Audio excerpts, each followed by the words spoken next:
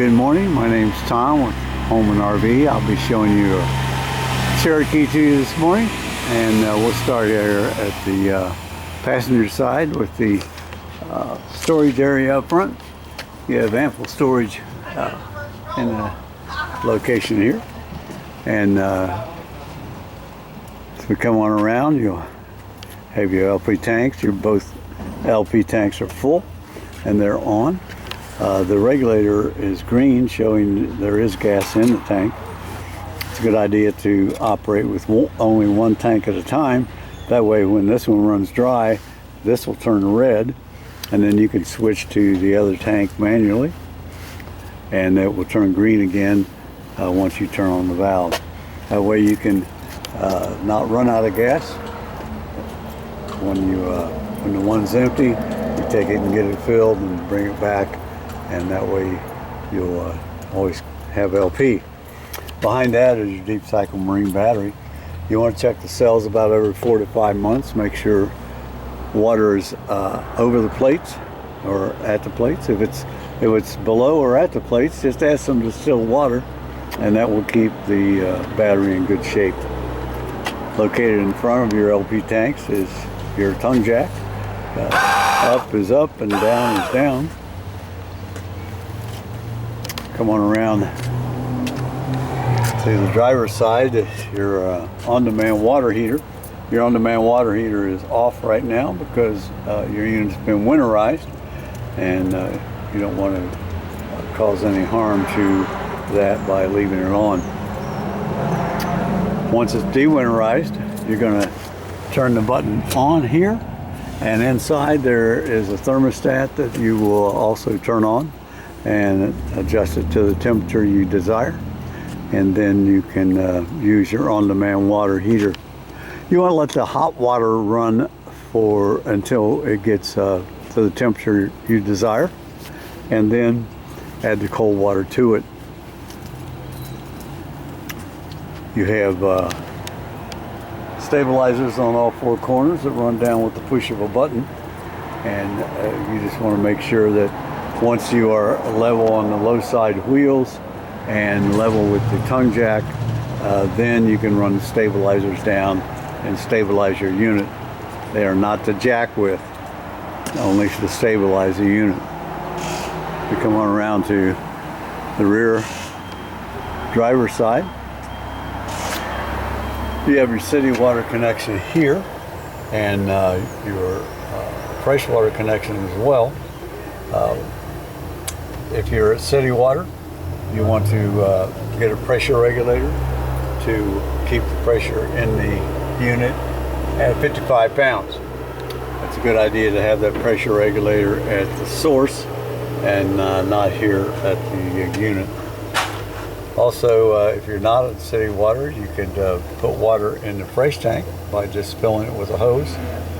And that fresh tank has an on-demand pump, which when turn a valve on, it will run and pump the water to that location. And once you turn that off, it will stop the pump. Next to that is an outdoor shower. It has hot and cold water inside. And below that is your 30 amp service. Your 30 amp service, all that cable is yours. It's plugged into 30 amps right now, so we can demo your unit. You do not want to, you can only run one AC, and I believe you only have one on 30 amps. You want to make sure you're plugged into 30 amps before you run your AC unit. Down below you're going to find your sewer dump. It has a bayonet connection. You'll put the hose on the bayonet connection and make sure you're in a dump before you pull the black valve to the right. That goes to your toilet, and then the gray valve to the left goes to your shower and your sinks. You want to let those tanks fill to at least 2/3 before you dump them. Do not leave these valves open thinking that it's going to work as it does at home. On the toilet, the paper and the solids will hit the bottom of the tank, and the water will run out and not take it with it. So just make sure that you fill it and make sure the tanks are up to 2/3 before you dump them. A nice storage area back here as well. There's spare tires located on the rack. It does have a backup camera. Rear entry to the bathroom with its steps that just pull out. You have a black tank flush here. Your black tank flush is once you've dumped your black tank, if it shows there's still something in it, it means there's something caught on the sensors. So you want to hook a hose up to this, make sure you're in a dump, make sure the black valve is open before you turn on the water hose, and that way you can flush out your black tank.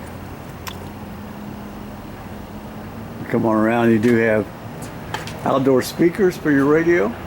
The outdoor speakers are water resistant, not waterproof, so do not spray directly into them. You also have a bracket for outside TV, which you can hook up to your antenna here and your 110 there.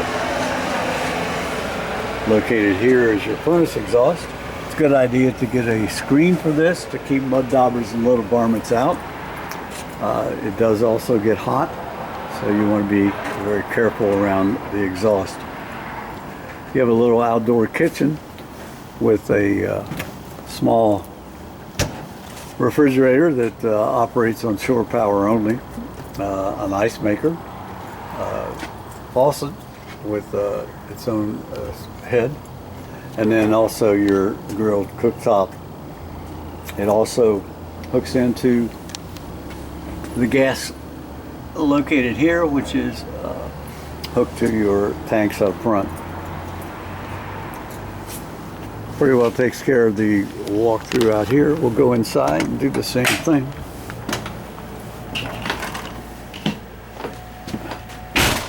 So come in up to your left, you're going to find your service panel. By pushing the buttons, you're going to see that your battery is fully charged. Fresh tank and black tank, gray tank are empty. Up above that you have your driven wireless receiver here. And your water pump. If you're hooked up to city water, the pump stays off. If you're not hooked up to city water and you're operating on your onboard tank, that's when you would turn it on. Heater for tanks is located here. Lights, the main lights. You have a convenient light outside, auxiliary lights up above your slide out, and then awning lights located here. You have a slide out button here for slide out, slide in, and your awning in and out there. You're going to the bedroom. You have reading lights. You have two different bulbs in these lights, blue and then the white. You also have a ceiling light, nice storage up above with a wardrobe beside. Back into the cabin, you have a fireplace that operates with its own remote. It does put off a little heat. On the chilly morning, it will take the chill off, so you don't have to run your propane furnace. Your couch makes into a bed. It's like a futon jackknife couch. Make into a bed. The lights above operate with the push of a button in the middle. Your dinette will make into a bed by just simply taking the tabletop off, taking the post off, setting the tabletop on the rails here, and placing the pillows across the top of the table will make into a nice bed. On back, to the back you have your bunkhouse, a thermostat for your furnace and your AC. By just pushing a button, it turns it on. You can run the temperature up and down from there. into the bathroom. Of course, it's been winterized, so we can't run that for you, but we did test it. It does all work before we winterized it. Your toilet has a foot pedal in front. You simply push the pedal down slightly and water will fill the tank or the bowl. And once after use, then you flush it all the way down, which goes right into your black tank. This is where you're going to put your black tank chemicals. You can use liquid or you can use packets, whatever is suitable for RVs. And what you want to do is start out with chemicals. Make sure that you put the efficient amount in and also run the water with it, and that way you'll keep your tank smelling nice and fresh. The chemicals will break down the solids and the paper and solidify everything so it will flush easier. Once you've dumped the black tank, you want to put more chemicals in and more water, and that will keep the tank smelling nice and fresh. Your water heater on demand is located here. You'll just simply push it on, run the temperature up to where you want it, and then when you turn a faucet on, it will start to heat the water. And once the water has reached a temperature indicated on the thermostat, then you can add cold water to it. Do not run hot and cold together at the same time, because the on-demand water heater will not be able to sufficiently work properly. Below that is your light switch for the unit. Nice medicine cabinet. And your shower with its curtain. You have a residential pantry for storing all your food. Your refrigerator is 12 volts, so it will keep your food cold even if you're not plugged into shore power. Below that is your breaker panel. Your breakers, your 110 breakers, are all marked as to what they go to. Past your converter, your 12 volts, and they're marked as well. Next to that is your battery disconnect. And when you're in storage, you can turn the disconnect off and you'll save your battery. You have a fan and light over your cooktop. The cooktop's located here. And what you'll do is simply push the knob in. It'll turn to red. Hold it, hit the sparkler, and it will light off your cooktop. It's a good idea to make sure you travel with this down. And you have a light located here. You have an air fryer down below, so you can you have many different ways you can cook with the air fryer or the conventional oven, the microwave, or the cooktop. Nice sink with a cutting board to cover, and also a drain line there. Cup wash here. And that pretty well takes care of your walkthrough for this unit.